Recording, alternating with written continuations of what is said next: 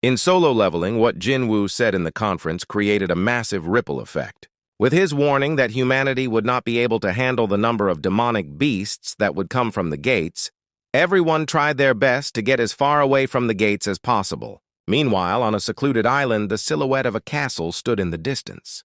Jinwoo called out to Beru, who instantly appeared, bowing deeply to his liege.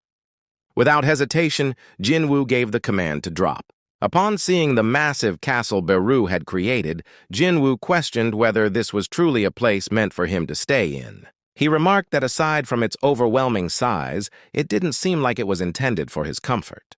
With his head pinned to the ground, Beru humbly explained that he believed anything less than such grandeur would not suffice for his liege. As Jinwoo's gaze shifted to the top of the towering castle, he noticed a large flag fluttering in the wind, making him question sharply why the hell Beru had put up that flag.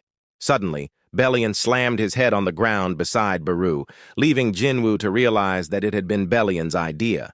Jinwoo then asked Bellion what happens to armies after their monarch dies, wondering if Bellion would be in charge of the Shadow Army if he were to die. With his head still pressed to the ground, Bellion explained that their lives were one with Jinwoo's, and the moment he passed away would also be the moment they perished. Jinwoo pondered that the greatest advantage of the Shadow Army was their loyalty, which placed their master above their own lives.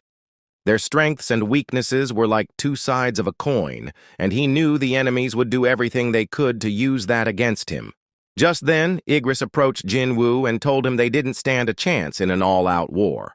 This made Jinwoo question how much bigger Bellion thought their enemy's army would be compared to theirs, and Bellion responded that he expected their numbers to be at least 100 times larger. This led Jinwoo to estimate their numbers, realizing that would mean they'd have at least 10 million soldiers.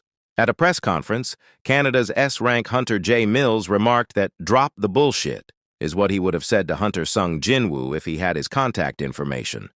A reporter argued with Jay Mills, pointing out that Sung Jinwoo was recognized as one of the greatest hunters in the world and questioning whether it would be wise to heed his warning.